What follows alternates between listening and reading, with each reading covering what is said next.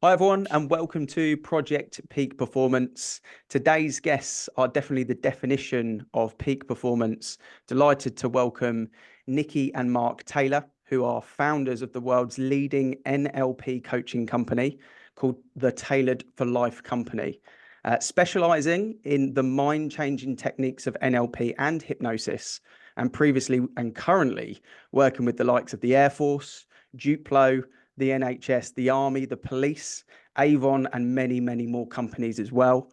Welcome, Nikki. Welcome, Mark. How are you? Hello, Ian. Yeah, good to see you. Yeah, it is, absolutely. Thank you for joining us. For those that are listening and not watching on YouTube, the guys are branded with the NLP Experts t-shirts. So you'll see that on YouTube. And You didn't tell me we were going to be on it. YouTube. You didn't tell me I'd have done my hair if I'd have known. Alex, over to you. First question. Yeah, so welcome, guys. I suppose the first question for me is better understanding the concept for myself and the audience. So can you give our listeners a basic overview of NLP and how it can impact on life and performance? Yeah, NLP, for those that don't know, stands for Neuro-Linguistic Programming. It's a very catchy title. Why Bandler and Grinder, the co-creators, didn't think of something that was a bit more sexy, I don't really know. So NLP as such, there are many definitions. So one that comes to mind is from Richard Bandler, one of the co-creators, that it's an attitude and methodology that leaves behind a trail of techniques, because a lot of NLP trainers just train NLP techniques. And people think, oh, it's a bunch of techniques and some things that people may have heard of as anchoring or submodality work. Or there's different techniques.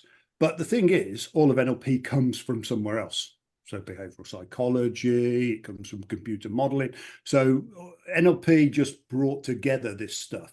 And really, it's thinking about thinking, which, you know, is this notion of that success leaves clues. So we can model anybody. So someone who's excellent at something, not just mediocre, we can actually take them to bits as such as to what they do. And then we can actually analyze that. And that's how Bandler and Grinder came up with these notion of techniques to be able to do things. And the premise is that our thinking, our feelings, and our physiological functions in our body are all intertwined. So they all affect each other. So what we think will affect how we feel, and it will change things in our body, like our heart rate, the energy that flows through our body. So it's realizing that we need tools and techniques, let's say, to be able to deal with those three things.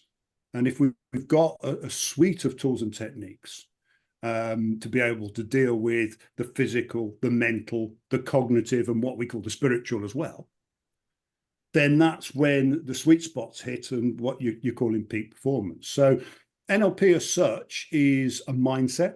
That's what we teach first and foremost, and the techniques fall out of that. That mindset is about curiosity and experimentation and that willingness to push the boundaries, but also take the best things. So we've studied over the years. We've been doing this now professionally as such since 2009. I've been training using NLP since 1995. I know I don't look that old, but they're not saying anything. They're laughing. No, they're not. I started when I was 4, but yeah. So we've been doing this a long time, and it is this notion really for us that success leaves clues.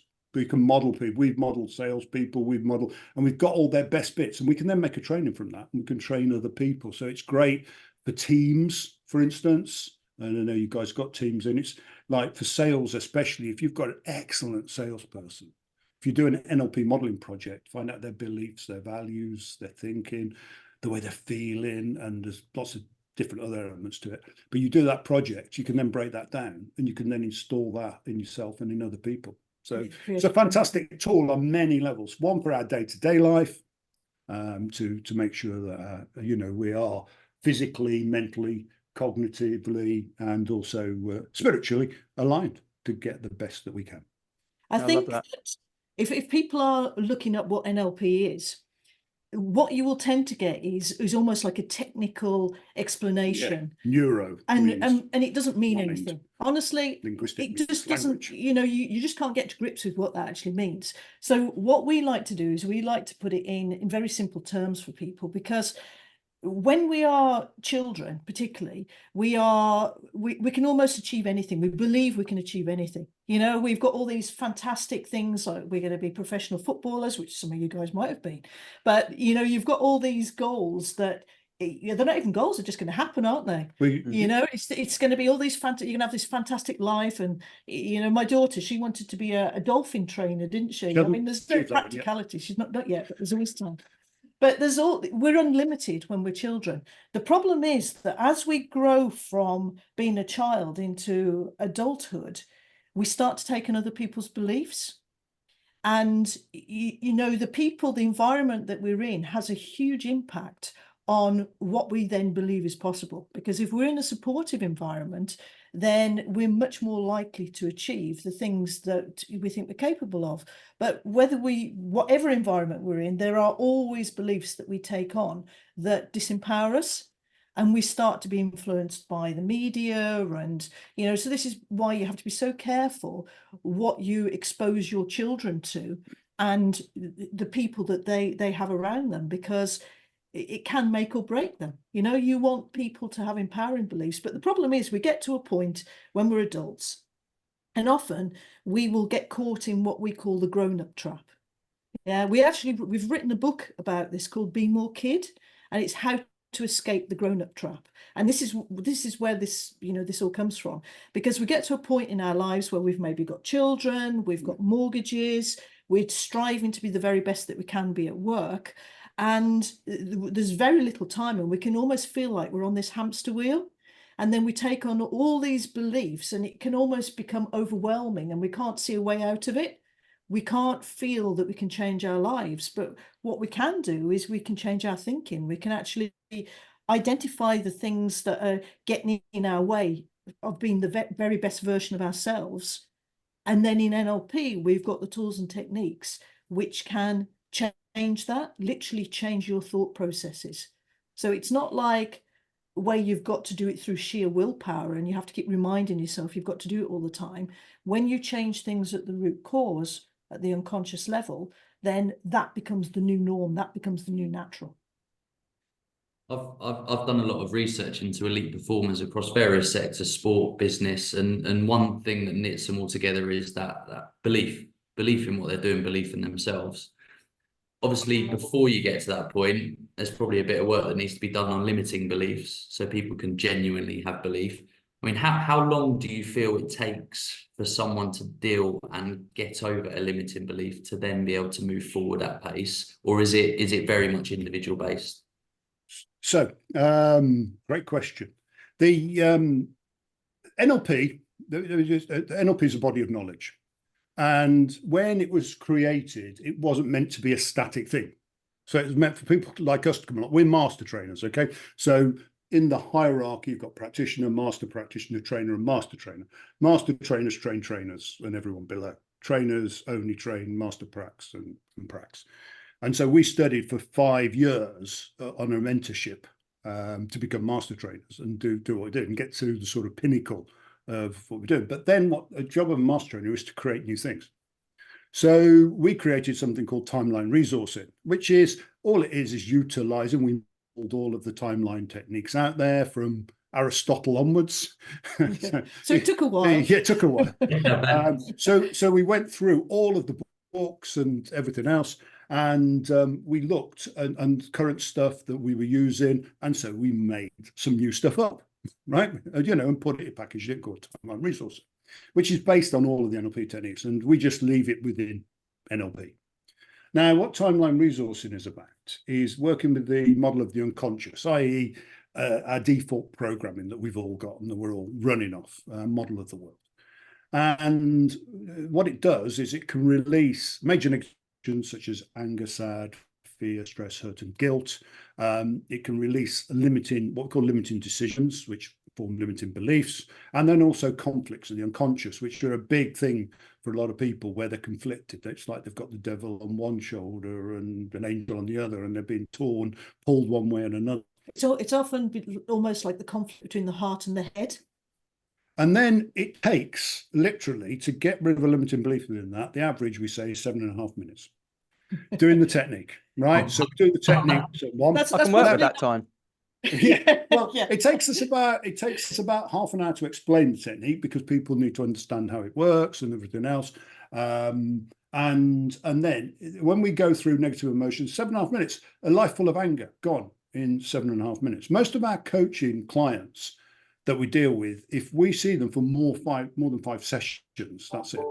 5 sessions, we're done over 2 months, because we'll give tasking in between, but we'll only actually see them. It's a really bad business model, because we're not there for 12 months or whatever. We're not into dependency, we're into empowerment. That's everything we do, and it's all about empowering individuals to then go and make the difference themselves. So the way they then interact with people, their communication and everything else changes. Your children, your partner, so everything. It's not just, I guarantee, when we coach someone in an area of life, they don't just get change in that area, they get change across all areas, because our emotions affect, and our limiting beliefs affect all areas of our life. It's not just when somebody says they've got, and I hate this phrase, money mindset and that type of stuff, because there's no such thing, because money doesn't care where it goes.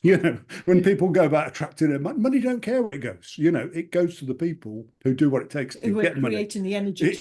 That's where money goes. And it's the same with all this other stuff. And I'll give you a quick example, Alex, because you mentioned sort of athletes and football. One of our master practitioners is a physio for Aston Villa. Yeah, you may have heard of them. They're a district team in Birmingham. From Aston. If there's any Aston Villa supporters now listening, they'll be switching off. They're doing all right. Yeah. So Aston Villa, and so he was physioing for the youth teams, and so the development part of the apprentices and those, and he learned all that stuff.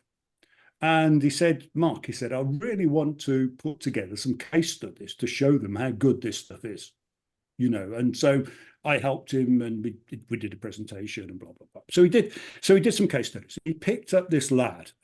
What was the lad's name? Andre, you can't remember his last name. Green. Huh? Green. Andre Green. And we can talk about this because it's in the public domain. Yeah, it's not confidential. So Jerry picked up Andre. He was 16, approaching 17, and he was one of them that were looking to let go out of the academy, basically. And he picked up another lad as well. 5 sessions he did with Andre. 2 months later, Andre played for England in his age-related. So he went from, and they gave him a contract, and he was the second youngest player ever to debut for the Villa. Wow. At 17. So he went from someone now, and this is the fine line, especially within performance in things like athletics. The ability and the talent is probably a lot the same with a lot of players, but what isn't is what's going on between the ears.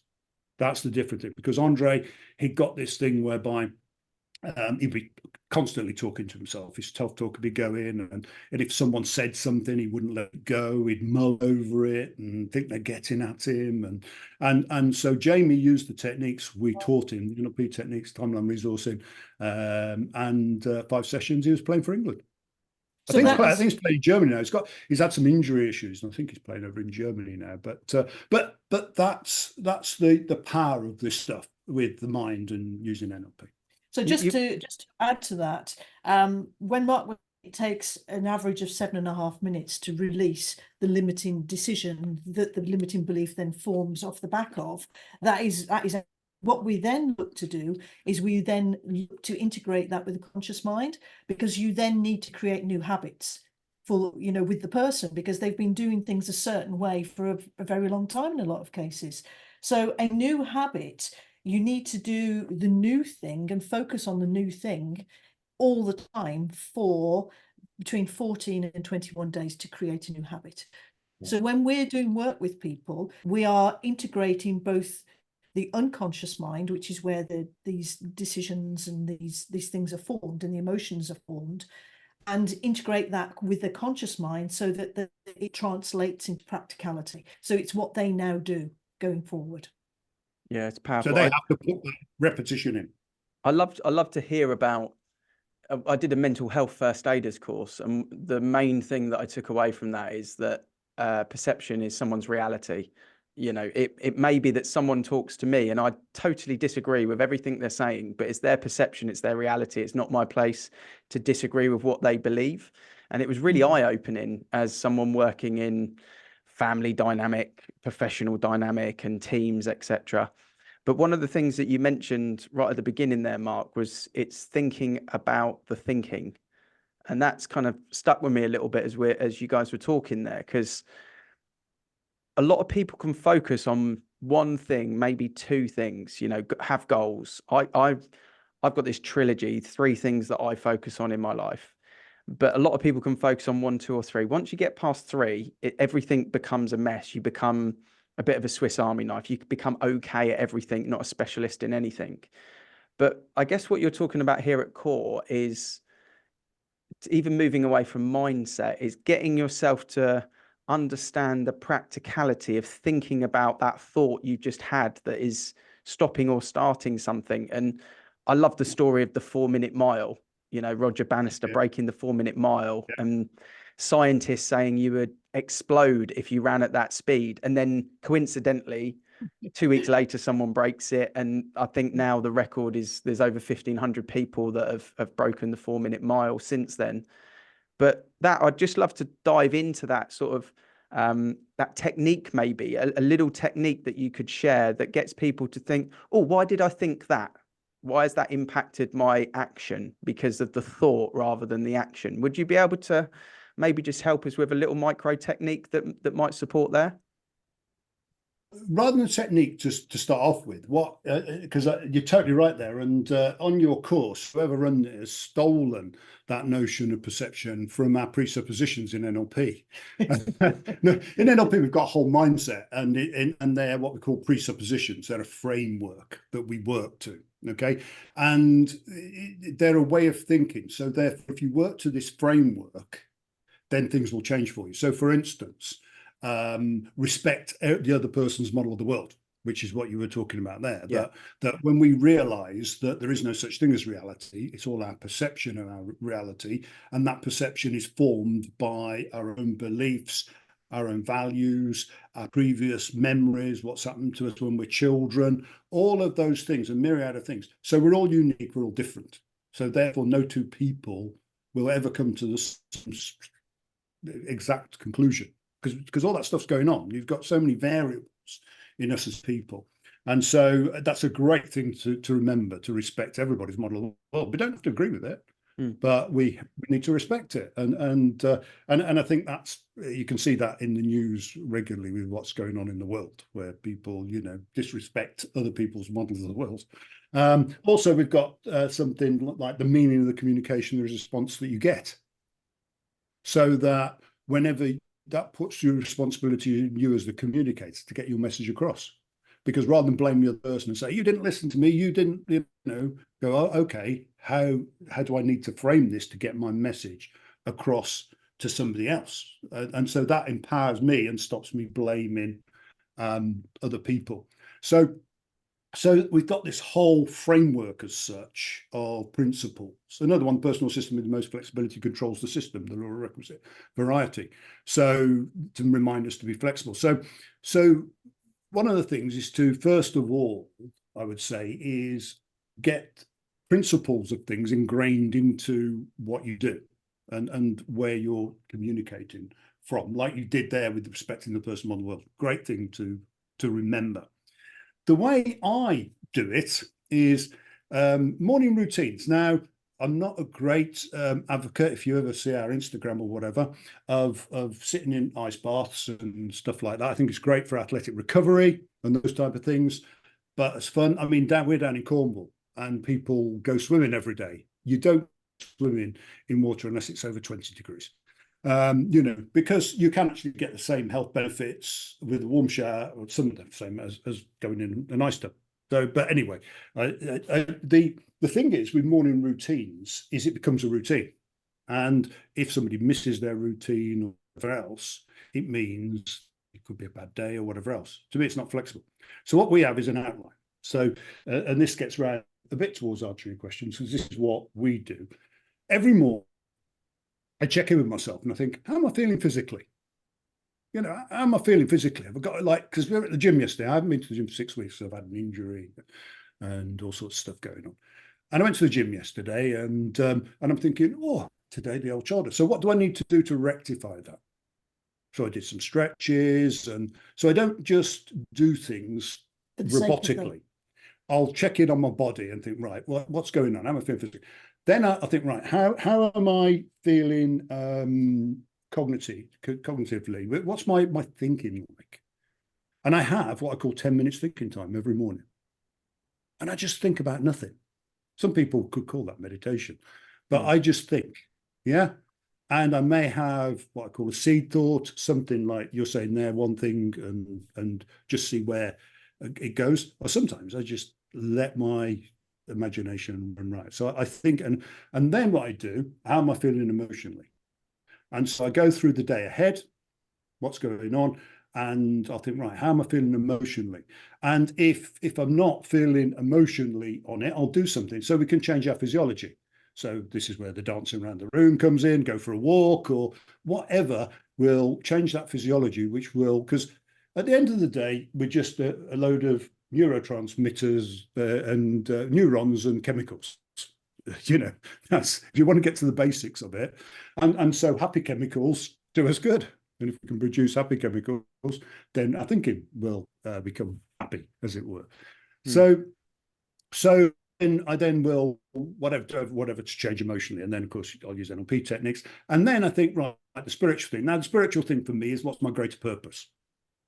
What's my reason for being here? What's my mission as such? Yeah. And you as business owners, you'll have your mission, and for your business, we believe we should all have our own personal purpose statement, mission statement as people.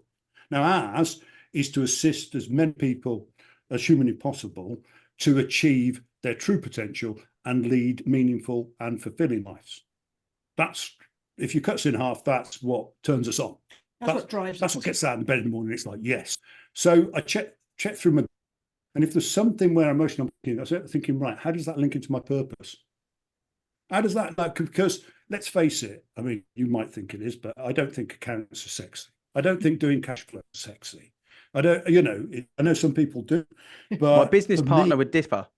Yeah. I know. We've trained accountants, and I just mentioned the word, and they light up like a Christmas tree. but there are always jobs in life, loading the dishwasher or whatever else. But there are jobs. But if those things key into your higher purpose, you've got no problem dealing with it. You've got no problem with doing it, and that's why we believe that's and this all ties in with people like Viktor Frankl, Man's Search for Meaning, and all those type of things. Whereas if we've got a purpose, even if it's made up and it's not real, it doesn't matter. That drives us. That gets out of bed, and that like you said earlier in Matt, this best version of yourself, it makes you want to be that best version, because you're driven by it. You don't need all this stuff about motivation and need to motivate yourself. If you need motivating, then your why, your reason for doing stuff isn't big enough. So on that point, Mark, I'd love to ask you, Nikki, this question. What we're talking about there is linking our actions back to the purpose, the driver, your mission statement, your personal statement. Do you think in the modern day, where we sit at the moment, start of 2024, there's suicide levels are up, mental health issues are obviously through the roof. Is the problem in this scenario that people don't have a purpose, or they don't have the actions to focus and deliver on their purpose? Which one of those do you find is the main issue with that group of people we talk about there that are at the other end of the spectrum of performance, that are really struggling? Is it they don't have the purpose, or is it that they can't action themselves to get to the purpose and motivate themselves in reality or drive themselves to do it? What would you say? I would say that I think the last few years have been really tough for a lot of people. And I think the way that society has changed over the last few years. And you know, if you go back, it's probably too early for you guys, but if you go back to when we were almost at our peak in the, I'm looking at Mark because he's like, what's she going to say? Like, I'm past my peak. Past my peak, that's it. You heard it here first, folks. I've been put out to grass. You guys can chat about that off camera. Yeah. Who's been talking? But if I take myself back to the age that I was, where some of these guys are now, and we were almost in an era where everything was possible and anything was possible, and there were huge motivators and drivers. There were things within the government to help people set up businesses, and it was all very much about, look, this is what you can achieve. What's happened over the last few years is that people have been almost taught to be dependent. They've been taught to be dependent on the government.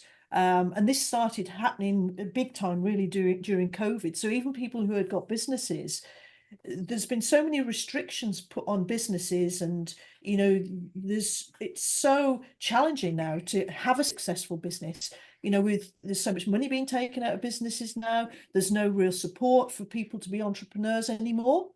And I think you've got that going on to begin with, but you've also got this sort of almost dependency on other people.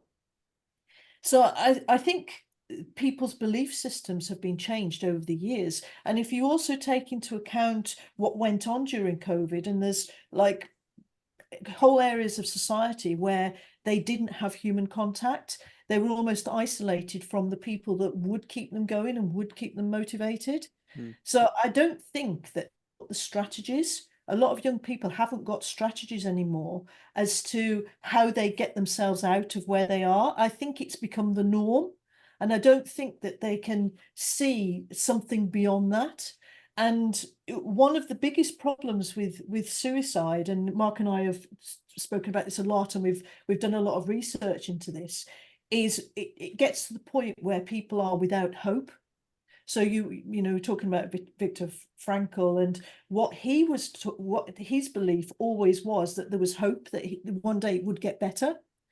And there's a lot of research being done in that if someone has got hope, it's enough to keep them going. There's something called the Stockdale paradox. I don't know whether you've heard of it. Stockdale was a US general taken prisoner in Vietnam and tortured and all the rest of it. And what he said was that positive thinking isn't enough, because people go, NLP is positive thinking. It's not. If anybody thinks that, it's not. It's way past positive thinking. But yeah, so what he said was the positive thinkers would be like, yeah, it'll all be done by September. You know, we'll all be out. We'll all be free. But then September would come, and it wasn't. And he said and some of them would have a massive crash because they'd built themselves up to this date, and the positive thinking didn't carry on. And what he said was, you've always got to have what you need to do is accept that your current situation is bad. The first thing is acceptance. The current situation you are in is not good. Don't try and talk yourself out of it. Don't try and reframe. This is what counseling does. Don't reframe it. Don't, but acknowledge the situation's bad. And then what you've got to do is maintain hope that one day it will change, and know that hope that one day it will change.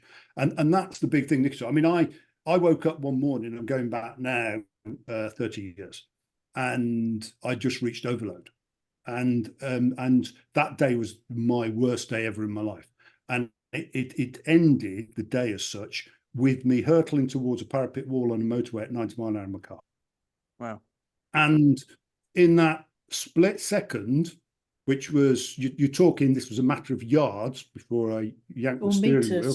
I'd actually worked it out. I'd actually worked out that you get the the metal barriers, that this had got a perfect launch platform. They've stopped it now. They don't have that angle on them now. They've put something which is like, will smash your car to pieces instead. But I thought I can launch myself, and this will do a proper job. So I'd worked it out. like most people, when they've got to that point where they think about suicide, they've worked it out, and they've worked out, you know, what's the least amount of grief and what's the percentage that you will die against not dying. But in that one moment, something pulled me back, and it was hope. It was the thought of, actually, what if I'm not right? You know, what if I'm not right? This is the time to do it. And so I went to my doctors the next day, not being a great fan of tablets and medicines and those pharmaceuticals. And he said, look, I want to give you these neurotransmitter drugs. And I'm like, no. And I tried to reframe myself. And I said, look, there's people worse off than me in the world. And he went, Mark, not at this moment. In this moment in your life, you're in the worst possible place. And I was like, oh, thanks, Doc. But this was in the days when doctors spoke to you rather than just put stuff in a computer. Just looked at a computer. He's old-fashioned. Oh, yeah, old-fashioned doctor. Checklist. And he said, look, if you'd got a broken leg and I told you these pills will help mend the leg, would you take them? I said, maybe, after some research. And he said, look, I'm telling you that your brain needs time out. It just needs some time out, and we need just to get a bit of a balance. And so I took them for a number of weeks, you know, not long. I mean, it may have been 6 weeks by the time I'd come off them. But it was enough as what we call a pattern interrupt in NLP to then move on. But it's hope. That's the thing. And as Nikki's saying, that the people haven't got those strategies at the moment. We've seen it so much since COVID, with this notion of, well, if something's wrong, we'll give you a handout. You know, oh, electric bills are going. You never had that when mortgages were 14% in the 80s, 15%, and people were struggling to pay mortgages. But people have become used to not being empowered, and they've become a bit disempowered. And so the strategies are now different. And the rise, as you say, in I'm sorry, I'll get on the soapbox because I don't like the term mental health, but I think we've all got stuff, you know, and to call it mental health associates it with mental illness. It brings stigma and all that type of thing with it.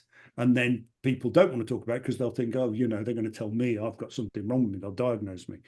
And on that point, if I can just pick up on that, and this links into what you asked, Ian, in that, you know, there's a lot of, because we when we're talking about, you know, there is a lot of stuff about mental health. And I think that's a problem in itself, as Mark was saying, because people on the whole won't necessarily think that they've got something that they help with. When you call it mental health, because it is linked in people's minds to mental illness potentially, I think there's almost like a belief that, well, I'm not as bad as them. So at what point do you go and talk to someone or get help? And I think there's a lot of stuff out there about, you know, we all need to talk more. And the problem that we've got with that is that it almost builds it up to be a big thing. It's almost like it's not something you do on a daily basis. So people, I think, will often feel that they've got to get to a point where things are really, really, really bad before they go and talk to someone about it. And that's almost gone beyond the point where they needed the help in the first place, because in their mind, it's like it's not bad enough. It's just, oh, it's just that things going on, and, you know, things are just not good, or I'm not feeling very good. So I think there's still a lot of work. There's a lot of good work going on, but I think there's a lot of work still needs to be done, whereby it becomes almost like common practice just to be able to discuss what's going on in your day. And it's no big thing, but that is then enough to spot early on when people have got things that they could get help with. I think it's, you know, it's not quite right yet. I'm very passionate about this. It's one of my soapbox moments, especially with the way it's men don't talk. Men do talk, you know, it's just we talk differently, you know, and it depends on stages of our life we're at, values, what's important to us at that time, because it changes. Like, you know, Alex at the moment, young kids, you know, they're a focus, they're really important and everything else. It never gets any different. I mean, our kids are in their 30s now, and they still bring the same problems. It just costs. My hope is that it does get different. So I'm sorry, Alex. Don't do that to him. Sorry, Alex. We're taking away his hope. Oh no, you just have to deal with things like divorces with them and stuff like that. I just want to shift it over from that, and cool. And Alex, you've shared recently a story about body language, and I was listening. I went to the football last night, and there's a lot of talk about Marcus Rashford, you know, England's darling footballer, if you like, for the things that he's done outside of football, and his poor body language at the moment impacting his performance. But Alex, you shared a story from Pep Guardiola, who is unarguably the best manager on the planet, right? Yeah, completely agree. And I've heard him talk about the importance of body language and how he selects players based on how they appear around the training grounds, you know, how they're feeling in themselves. But there was an article from very recent, I think it was this month, around how he deals with Erling Haaland, who's, again, an absolute monster, goal scorer, top performer. But there was a quote I saw in the article around body language is everything in life. If you are not positive in your mind and you cannot accept that you can make mistakes, and how you react to that and how you can help when your mate makes a mistake, this kind of thing is far beyond tactics. That is everything in life. And I'm really sort of interested in the importance of body language. And sometimes it might be that you have to present a certain way or act a certain way to make you feel a certain way. But you know, I'd like to know a little bit more about how you feel body language can impact on performance and feeling. So that's what we call physiology in NLP terms. We call it physiology because physiologically things are happening inside, which then gives the outward, which we call body language. Yeah, the way the message is. And one of our NLP presuppositions is you cannot not communicate. We're always communicating something to somebody. And when we fall unconscious and we think we're putting on a brave face, other people, there's something wrong. They won't know what it is necessarily, but they'll know something isn't as it should be. So in total agreement with him, because as we said about NLP at the beginning, it's about how we think affects how we feel, which then affects our physiological functioning, which will then show out as this package, normally called behavior. You know, the whole package would be called behavior, the way someone's behaving, and like I said, body language. We always have a caveat with body language because there's a lot of nonsense spoken about body language as well, because people are taught rules almost like, oh, this is someone being defensive. Well, it's not. It could be that, like, sometimes if my shoulders hurt or whatever, I want to support my arms. So, you know, so it could be that you're holding your body a certain way because of something. But in total agreement in that what we've got something which we call the learning state, the training state, and it's a state Being in the zone. And it was one of the first things that actually Jamie mentioned earlier, the physio for Birmingham district side, that he for Aston Villa, that he taught him, which was so he didn't start talking to himself and saying, oh, I've let them down, I've made a bad pass, I've done whatever. And it's called peripheral vision. You could teach them now if you want. Yeah. So you have to practice this. So the way you can do it, I mean, you guys can do it. Have you done peripheral vision before? I know the term, but yeah, I know the term, but I've not done the technique. So the part of our vision where we're looking straight ahead is called fovea. Yeah. When we expand our vision to the outside, this is now our peripheral vision, the vision on the periphery. We tend to spend a lot of our time in foveal vision, especially with computers, phones, and everything else, because we're like things close up. Now, when we're in foveal vision, our brain waves are cycling high alert. This is why you shouldn't do screen time within 30 minutes of going to bed or an hour of going to bed, okay? Because your brain waves are in the waking state, let's say, rather than getting technical, going alpha, beta, theta, and all the rest of it. But you're cycling awake, you're on alert. When we expand our vision, it actually slows our brain down. And it jams the internal dialogue that we all have. So that's self-talk. So it gets us into the zone. Now, to do that, all you do is you look in front of yourself and you pick a spot above eye level. You can imagine one. So you just imagine it on the wall or whatever in front of you. You raise your eyes upwards. So your eyes are raised up. And as you raise the eyes upward, you expand your vision to either side of you. So as I'm looking upwards here and to the front, I can see Nikki sat beside me. I can see her glasses. I can see there's a piano over here on this side of me. So you expand your vision. So you keep looking forwards, but your attention actually goes to the periphery. And if you want Yeah. to just, well, you can just put your hands up and just wiggle your fingers if you want, and just. And if anyone's listening, don't do it when you're driving. Yeah, and so that was funny for you. And so, Thanks a lot. and then once you've got that, you just your eyes down and look naturally, but you hold on to that vision either side.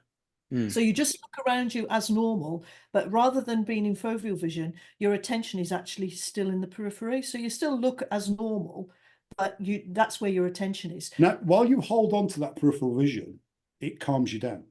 Can you feel the difference inside when you're doing that? I If you just physically focus- feel the stress, the tension in my forehead and my face change. As soon as I go up, it just goes, shoo, it's quite interesting. Yeah. But the spreading of the vision to this periphery.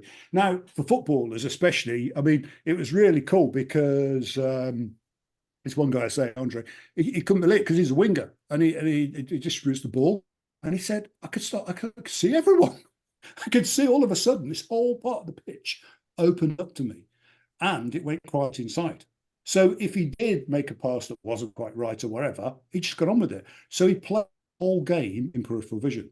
It's a great way if you're learning anything, so if you're on a podcast like this or whatever, and you want it to bypass your conscious sort of critical voice, Almost like and rationalizing. just go into the unconscious. It's a great state to learn things in, because you calm down, and then, but you have to practice it. Practice it. So if anybody, who's listening, just pick a spot above eye level, just make a spot on the wall, and then just put your vision either side you was, maintaining your eyes being straight ahead. Put your hands up if you want, just notice your fingers. And then whilst you've got that, then bring your eyes down and look around normally. The tendency is when people first do it, is to look around like this. And they're looking a bit odd. But just relax the eyes and allow it go there. It's because the science behind it is it changes the brain waves, the way the cycling of the brain waves. It takes us down to more towards what would probably be alpha, which is a great state to learn in. And this is the state that runners will be in when they react to the starting pistol. Because you cannot consciously react to a starting pistol, because your conscious mind is up to 3 seconds behind your unconscious mind. So for a daily basis, it's a great technique to use, because it's great to teach kids, because it allows them to learn unconsciously. So they will take on board information, and it will be stored in the memory much more easily than if they're trying to process it consciously. So it's a great technique to teach kids, and very simple, but it's great for us to stop self-talk. So, when we're almost giving ourselves a hard time for something we might have done or not done, or we can't get to sleep at night, it's great to do at night, because it just stops that self-talk. And anyone who does meditation, because what most people do is they'll come from a day out and they'll think, I'll meditate, because they're told it's good to meditate. And meditation's nice, meditation, hypnosis, prayer, they are all the same thing, actually. The way your brain acts, it's just different intent. That's all the difference between them is. But with meditation, what people will do, they'll coming from work, or they've had the kids or whatever, and then they'll go to their quiet space, and I think I've got 8 minutes. They'll put the nag champer on, and they'll sit there, cross-legged on the floor, and their brain's still going and buzzing, and they expect to go straight from there and take the brainwaves down to go to meditate. It doesn't happen. No. A great gateway to meditation is through peripheral vision. It's a really interesting point, because I coach my son's under-7 football team, so 6 and 7-year-olds, and I've realised very quickly that whenever they get the ball, it's all about them. So it's head down, dribble head down, missing passes, running into players. So I did a session yesterday on awareness, and it was around sort of trying to play with their head up a little bit more. So with a technique like that, especially when you're dealing with children that are, generally their brains all over the place, they're excited. Where would you bring that in to a session? Would it be at the start? Would it be at the end to almost bring them down? Like, when could I sort of bring that technique into their thinking? I would bring it in right at the very start, because what you're doing then is you can almost get them to enter a particular state as soon as you start them off. So when they come into the room, what will happen is it will create what we call an anchor. because we have anchors all around us. So there's a lot of negative anchors whereby when we're in a certain environment or we see a certain person, we can feel a certain way. So what we look to do in NLP is we look to set up positive, resourceful anchors. So if every time at the very beginning, when you're starting with them, if you get them all in together and you just get them to sort of slow down and then you get them all to do this, it will be great, because what you're doing is they will become used to doing that as soon as they come into the room or, you know, into that environment, and you're giving them that resource to then use for the rest of the session. What we mean by anchors is stimulus response. So it comes from behavioral psychology as such. And so whenever there's a specific stimulus, we respond in a certain way, like it was Pavlov's dog, Stinner's pigeons. And so the psychology behind it is we're anchored to a normal thing. And neuroscience tells us that for 95% of the time, people are not consciously aware of their behavior. So for 95% of the time, they're just acting stimulus response. They're going on habit and reacting. So all we're using here is something that's there, but we're using it in a positive way. So as Nikki said, Alex, so when we start training, right, whether it's on Zoom, whether it's face-to-face, we play, and if you asked any of our delegates, they'd tell you now, they say they play happy. Was Pharrell Williams? Yeah. Pharrell Williams, happy. Yeah. I'm happy. Yeah. And so why do we play that? Because if they're listening to it, words, when we interpret words, we have to give them meaning, and it makes us feel a certain way inside. Well, let's be happy, you know, like a room without a roof. And so whatever that is. and so it's not raining. I know my youngest son is a teacher. He's a drama teacher as well as a drama queen. I hope he listens to this. But he's a drama teacher, and he was having problems with the kids. They were coming in and they were all hyper. They'd just done whatever. So I said, right, put some of their favorite music on when they come in, and tell them by the time the music's finished, and take it down in sort of from like a fast paced one when they first come in, and then take it down so it's quieter, getting them to how you want them, the state you want them to learn. And so that's what he did. And he said, right, you've got until the end of the music and then we start. And he just trained them. And the kids were already, by the time they finished, they were all calmed down and they were already sitting in their to go. So all these things, like with the kids with the football, get them, you know, create those things, group hug and everything else, and celebration, and anchor all of those different states, positive, resourceful states for them, which will then help them not just on the football pitch, but help them in life as well. So very interesting. Ian mentioned Marcus Rashford as an example, and obviously he sort of looks like he's got the weight of the world on his shoulders at the moment. So if you were to get the call tomorrow to go and work with Marcus Rashford, who's obviously a very capable player, was excellent last season, are you going to start with happy, or where would you go with that, just to try and help him? Well, the thing with NLP is that it treats everyone as an individual. So although there are specific tools and techniques and the mindset that everyone will benefit from, if we're working with people on a one-to-one basis, we will find out what specifically is going on for them. What's the root cause? What's really behind what's going on for them? So what we would look to do is we don't work with why. Because if you go to a counsellor or a psychotherapist, they will ask people, oh, why do you do that? Why do you do that? Well, the problem with why is that it's catalytic, in that people become really defensive over it in the first place. They feel like they've got to explain themselves and give reasons for what they've done. But that doesn't actually solve the problem. Yeah, because everything is done at the unconscious level with positive intent for that person at some level. It doesn't do any good understanding why someone does something. What we're looking for is how they do what they do. So we would be looking for things like, so what beliefs have you got that you think are getting in the way of you actually achieving what it is that you want to achieve? What emotions are you experiencing that you think is potentially a problem? What's important to you? You know, what's your purpose? So there's lots of elements that we're looking for that all fit together, and we would be looking for what is working, because we don't change what's working, and then we'll find out what's not working. So we're very much built on strengths.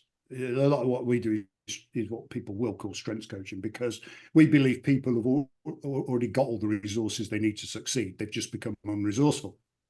And so therefore, Marcus Rashford would have, Marcus, if you're listening, just give us a call.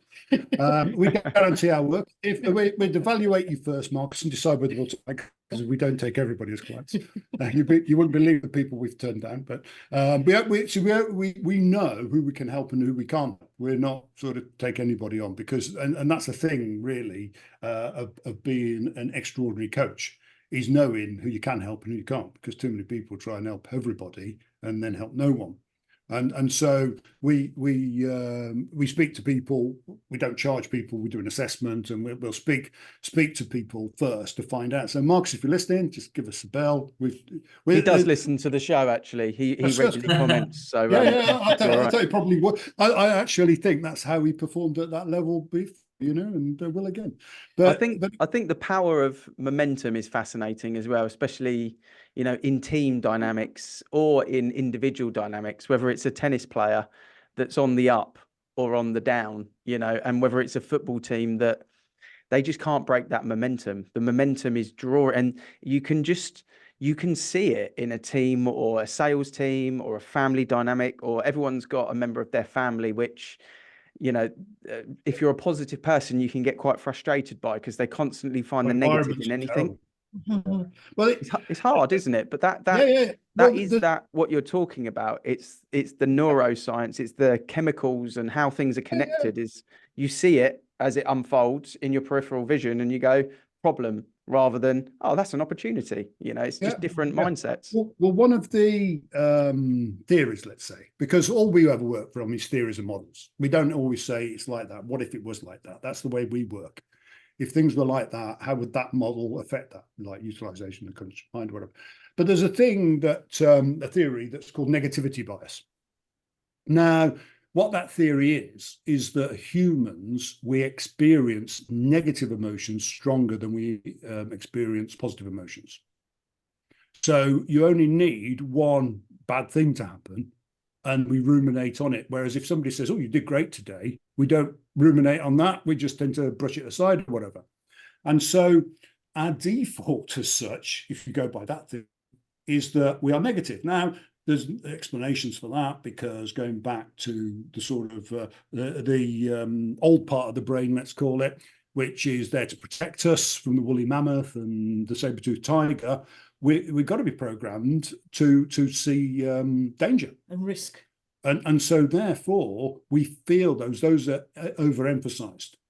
So you need more positive emotion. So what you need to do, and this is the basis for timeline resourcing, is that if we can get rid of the gestalt, because what happens is we have one bad thing happen.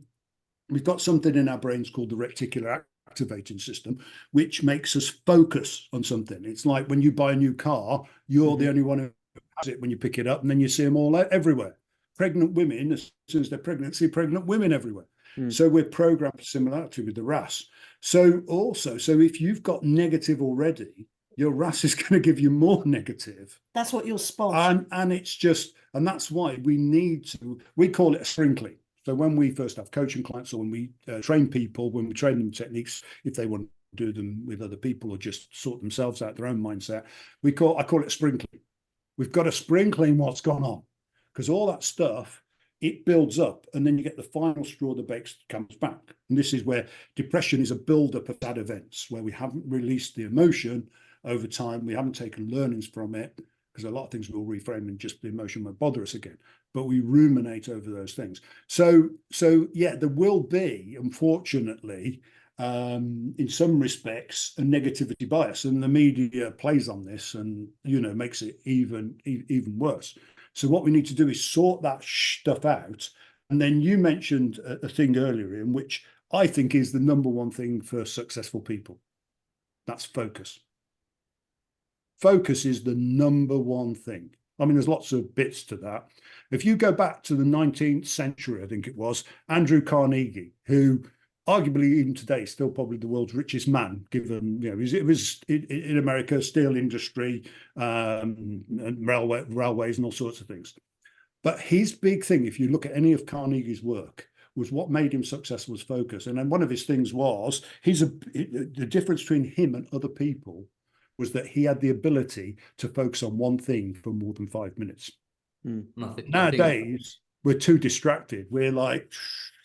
I think Tony Robbins, who's obviously a big NLP advocate, he's got a quote that I've got down here that was, "We can change the way we think, feel, and behave by changing our focus, because where focus goes, energy flows." Absolutely. Yeah, 100%. Intention and energy. Yeah, absolutely. And so when you've got a whole team or a whole group of people, and, you know, it's great when something good's happening, because the motivation, it spirals upwards and they all feed off each other. When you're in a team where it's the other way around and it's spiraling downwards, you need to do what we call in NLP terms a pattern interrupt. So you have to find a way of interrupting that pattern, and you need to change the focus so that it then turns the other way. And there are ways of doing that. There are ways of doing that. Can I share a technique that I have when I set my new goals for the start of the year? Yeah, please do.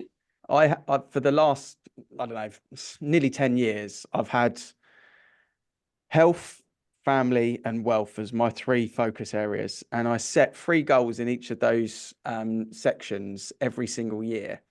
And when I'm digesting, let's take fitness or health, if you like, as one of the things, what I sit down and I look at is I reassess on the goals that I'd achieved or didn't achieve that year. And I visualize myself in a room of 100 people with a door on one side and a door on the other side. And the bad door is the relegation. The bottom 1% gets relegated to the room below that group of people. And the good door gets promoted to the next group. So I become the 1% of the 1%, if you like. And when I'm making my decision on my goal, I will visualize what I need to do to be promoted into the next room of people at the next level. And I have to make sure I really want it. To be the best in 100, in the room of 100, I have to be really, really connected to it and want to step into that next room. And when I feel that, yes, I want to be the 1% of the 1%, I will set that as my goal. And sometimes each year I will set a goal which I don't have that feeling about, but I think I should set the goal, and I never hit it. But the ones that I've connected to, I will always hit. Yeah. And it's a technique that I use. When we've got the acronym for goals, I mean, like most people use SMART, but we've got SMARTIST, we've got EST on the end. And the E is emotion. And it's exactly as you're describing there, Ian, in that the thing that people need to understand is your unconscious mind doesn't know the difference between imagination and reality. It doesn't. That your default programming, that's why, like, we can make the most horrendous horror stories in our mind, but our conscious mind. And that's why your focus is important, because if you focus on what you don't want, that's what your unconscious mind will give you. If you focus on what you want, that's what it will go towards. We say your conscious mind is your goal setter, so it gives the direction. The unconscious mind is the goal getter. So that's fantastic. Programming your unconscious mind, and especially exactly as you said there, you've got to have that emotion to want that and that know. Positive emotion. You've got to start off with desire. You've got to have desire.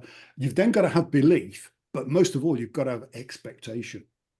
You've got to have expectation it's going to happen. Because if you haven't got expectation, like you're saying, forget it. Don't set the goal. You just won't put the energy into it. You're just wasting your time and just clogging up your mind with something that isn't going to happen. But yeah, great technique. I mean, they did years ago. They did an experiment with kids, and they did basketball, and they put them into 3 groups. One group were doing free throws from the free throw, and they were practicing free throws. They got another group, they went off and played pool when they should have been doing free throws. And the last group just imagined doing free throws. Yeah, I've seen this. The ones who actually did the free throws marginally were better than the ones who imagined it. So I'd say... What about the people playing pool? Playing pool, they didn't, unfortunately. They pool, but, you know, the basketball... made no difference. But with the kids, with the football, I would get them, you know, right at the beginning to imagine winning the game, or, you know, and get them just to take them through. What does it look like for them playing the best? Because I mentioned before about being the best version of yourself. What does that look like? Yeah, I love you know, that.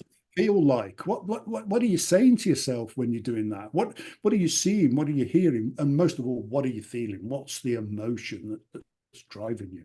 But Yeah, that's one in. Yeah, I love that. I never used a door for it, but yeah, we use it with athletes. We'll get them to rehearse races when we coach athletes, and we'll get them to do. The technique is they should do it both what we call associated and dissociated. So they should see themselves running the race. They should then run the race through their own eyes, and then lastly see themselves again running the race. It's almost like observing themselves and forgetting everybody else, and just set what their times are going to be for laps. And because, as they say, the only race you ever run is against yourself, never against anyone else. But just going back to your thing about, Visualization's great. Just going back to your thing about goals, Ian. Yeah. Now, I'm assuming, because you are so motivated, that those goals fit into a higher purpose for you. You have got something overarching, which is really, really important to you. And that's where those goals fit, because a lot of people will just write goals because they feel they should, which is what you mentioned.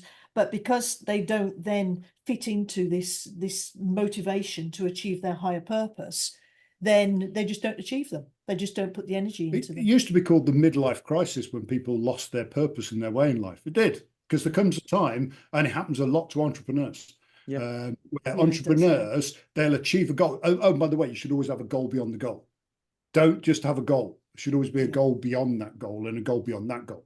That's why it's important to do goals which go 5 years, 10 years, 15 years. Because if you hit the goal, we've coached so many entrepreneurs that go, I don't know what to do now. Well, you see it with Olympians. You see it with Olympians. You know, Olympians that have achieved the ultimate driver they've spent their whole life, their professional, fitness career to achieve. They've achieved, or a boxer or anything, and then they just go whoosh, because what else is there? Yeah, the pinnacle is there. Then they go work for Sky Sports. Well, we had Gareth Barry on the show, and me and crikey, talking of accent, and it was very interesting to hear the stories of Gareth Barry talking about that elite level of his career. But now he's retired, he's lost a little bit in what to do next. He doesn't have the purpose, if you like. Alex, you were about to talk about visualization, I think.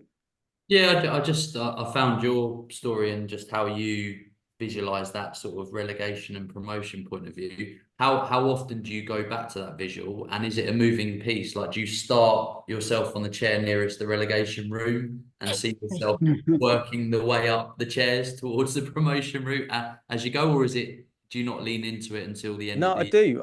Whenever I re-look, because the 9 goals are in my phone, so whenever I re-look at them, I'm always at the back of the room. And it's a table setting of 100 people with a door either side and a stage and a PowerPoint. And the PowerPoint is my goal. And I'm at the back of the room analysing everyone in front of me. And I don't want to be in the middle group. I don't want to stay in the room. I want to go through the door. But I'm very aware that I have no right to go through the door until I've achieved the goal that's on the stage. And I'm almost looking, and I'm almost competitively analyzing the people around the room to say, am I prepared to be the best in this room? The fear is to be the worst in the room, and the ego and the competitiveness and the drive and the feeling is to walk through the door. And it goes back to a lot of what you've got on your website, actually, Nikki and Mark, talking about breaking away from the ordinary, say no to settling to average. Comfort zone is a fear of mine that I've used a lot, and has been an impact in my life when I settled in the comfort zone, and that shot me in the foot. And it's that extraordinary, doing the extra in the ordinary. It is always the extra. And whichever room, the hedonic wheel, whichever room I move into, I've moved into 5 different rooms in a particular area now, but I'm still in that room for that year. I'm the ordinary until I'm the extraordinary. And that's the way I look at it with my goals. And we've taken a lot of your time here, and there's been a lot of takeaways there. And thinking about the thinking is the one big personal takeaway for me that I've taken from this, guys. And I really appreciate that, because I think that's something that will probably sit with me for a long time now, just thinking about the thinking rather than thinking about the action, thinking about the problem, the win, the solution. Just why am I thinking that is probably something that I'll really take away from this podcast. And I'm sure Alex and everyone listening will have taken a lot as well. So a big thank you, guys, for your time. Really appreciate it. one thing on that, Ian, and this is why I stayed thinking about thinking, because if you think about it, everything that's ever been produced in life started as someone's thought. Everything. The computers we're using, it started with a thought. It started in the intangible and then created to the tangible. Yeah. So Perfect. thinking about thinking, but yeah. Well, thank you. Welcome to the Project Peak Performance, guys. And for those listening, as you know, in our exclusive Facebook group, we will do a live review of this episode next Tuesday. And this will be dropping on the Friday, and live on the Tuesday, we'll do a review of the episode and the whole pack come together and we actually digest it. And I'll send you guys a link to that if you want to check out what we're reviewing, and you may comment on it at the same time. But yeah, you know, Mark, Nikki from the Tailored Life Company, it's been fantastic having you on, and thank you. You're very welcome. Thoroughly enjoyed it. You're very welcome. You've done well to get rid of us in this length of time. See you soon. Bye, everyone. Take care, guys. Thank you. Thanks a lot. Cheers.